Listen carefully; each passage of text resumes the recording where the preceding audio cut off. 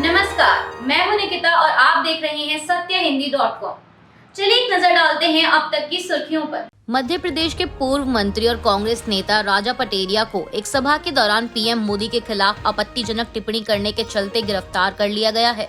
बता दें, सभा के दौरान पटेरिया ने लोगों से कहा कि मोदी चुनाव खत्म कर देंगे, मोदी धर्म, जाति, भाषा के आधार पर लोगों को बांट देंगे, दलितों का, आदिवासियों का, अल्पसंख्यकों का भावी जीवन खतरे में है।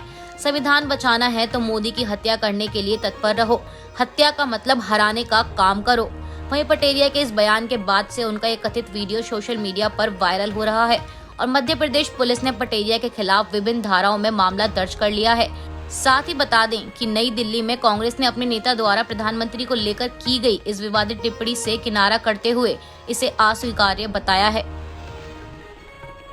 गुजरात विधानसभा चुनाव में हुई भारतीय जनता पार्टी की ऐतिहासिक जीत के बाद एक बार फिर राजनीति में आरोप प्रत्यारोप का दौर शुरू हो गया है। बता दें, कांग्रेस नेता पवन खेड़ा ने चुनाव में गड़बड़ी की आशंका जाहिर करते हुए आरोप लगाया है कि हाल ही में हुए विधानसभा चुनाव के दूसरे चरण के मतदान के अंतिम घंटे में गुजरात की विभिन्न सीटों पर मतदान प्रतिशत बढ़ा है।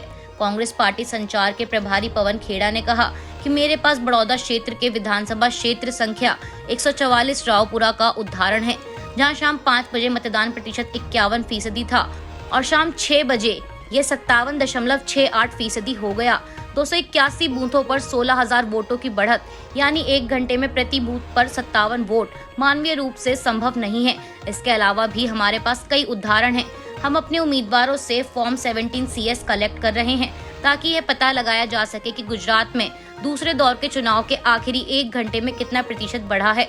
उन्होंने कहा औसतन 6.5%, लेकिन आपने देखा होगा जिन सीटों पर पिछले 1 घंटे में 11.5% वोट पड़े हैं, ये मानवीय रूप से असंभव है क्योंकि औसतन प्रति वोट 60 सेकंड होना चाहिए। गुजरात में ऐसे कई पोलिंग बूथ हैं जहां एक वोट के लिए 25 से 30 सेकंड का समय लगा है, जो कि मानवीय रूप से असंभव है, लेकिन गुजरात में ये सब हो गया। साथ ही उन्होंने कहा कि वडोदरा में कुछ सीटों पर पिछले 1 घंटे में 10 से 12% वोट बढ़े।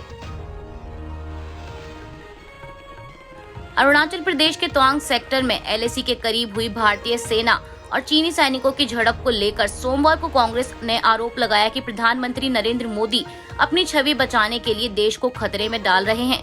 पार्टी अध्यक्ष मल्लिकार्जुन खड़गे और पार्टी महासचिव जयराम रमेश ने केंद्र पर कड़ा हमला बोला है। खड़गे ने ट्वीट कर कहा कि फिर से हमारी भारतीय सेना के जवानों को चीनियों ने भड़काया है। हमारे जवानों ने डटकर मुकाबला किया और उनमें से कुछ घायल भी हुए।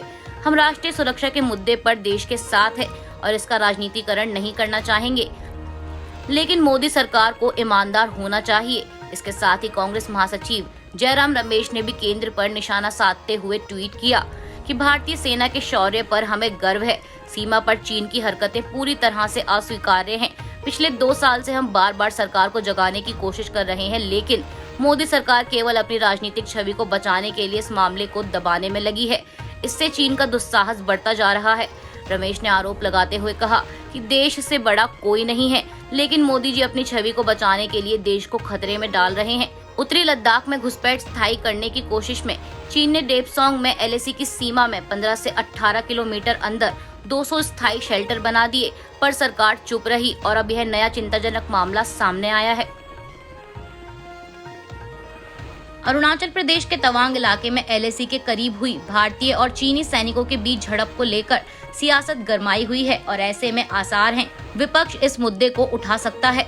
विपक्षी दल की ओर से संसद में सरकार को घेरने की पूरी तैयारी है और इसी बीच खबर है कि मुख्य विपक्षी दल कांग्रेस का कहना है कि सरकार को इस मामले पर संसद में चर्चा के माध्यम से देश को विश्वास में लेने की जरूरत है।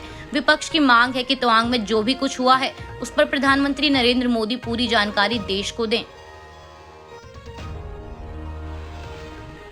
दिल्ली की तिहाड़ जेल में विशेष सुविधाएं मिलने के आरोपों की जांच के लिए बनाई गई समिति द्वारा मानक संचालन प्रक्रिया तैयार करने और जेल अधीक्षकों तथा उनके प्रतिनिधियों के कार्यालयों के अंदर CCTV कैमरे लगाने की सिफारिश की गई है। इस बात की जानकारी अधिकारियों द्वारा सोमवार को दी गई। बता दें, दिल्ली सरकार के मंत्री सत्येंद्र जैन मनी लॉन्ड्रिंग के मामले में बीते 6 महीनों से जेल में बंद हैं और इस बीच जैन के कई ऐसे वीडियो सामने आए हैं जिसमें उन्हें जेल में मालिश जैसी विशेष सुविधाएं कथित तौर पर मिलती दिख रही हैं, जिसके चलते जैन को कथित तौर पर VIP सुविधा मिलने संबंधी मामले की जांच के लिए प्रमुख सचिव की अध्यक्षता में एक समिति का गठन किया गया था। राजस्थान में मौजूद भारत जोड़ो यात्रा के दौरान 12 दिसंबर को राहुल गांधी ने सवाई माधोपुर में एक जनसभा को संबोधित करते हुए कहा, अब 2-3 चीजें राजस्थान की सरकार के बारे में कहना चाहता हूं।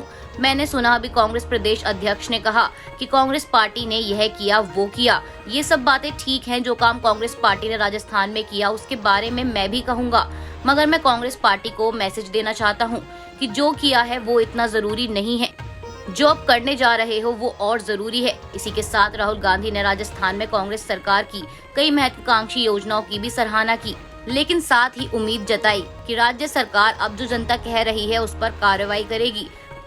राहुल गांधी ने आगे कहा कि मैंने भी 2-3 चीजें तो गहलोत जी को कह दी हैं, मैं आपको बताऊंगा नहीं, लेकिन 2-3 चीजें मैंने मुख्यमंत्री गहलोत जी को कह दी हैं जो मुझे लगता है कि जरूरी हैं। फीफा वर्ल्ड कप 2022 का आज पहला सेमीफाइनल मैच खेला जाएगा और इस पहले सेमीफाइनल में क्रोएशिया और अर्जेंटीना की टीम आमने सामने होंगी। बता दें, क्वार्टर फाइनल में क्रोएशिया ने ब्राजील की टीम को पेनल्टी शूटआउट में हराकर सेमीफाइनल में अपनी जगह पक्की की थी, तो वहीं अर्जेंटीना की टीम ने नीदरलैंड को क्वार्टर फाइनल में हराया था। साथ ही बता दें कि आज का ये सेमीफाइनल मैच भारतीय समय अनुसार देर रात 12:30 बजे शुरू होगा और दोनों ही टीमें इस मुकाबले के लिए पूरी तरह से तैयार हैं। अभी के लिए बस इतना ही। बाकी की खबरों के लिए जुड़े रहिए सत्यहिंदी.com के साथ।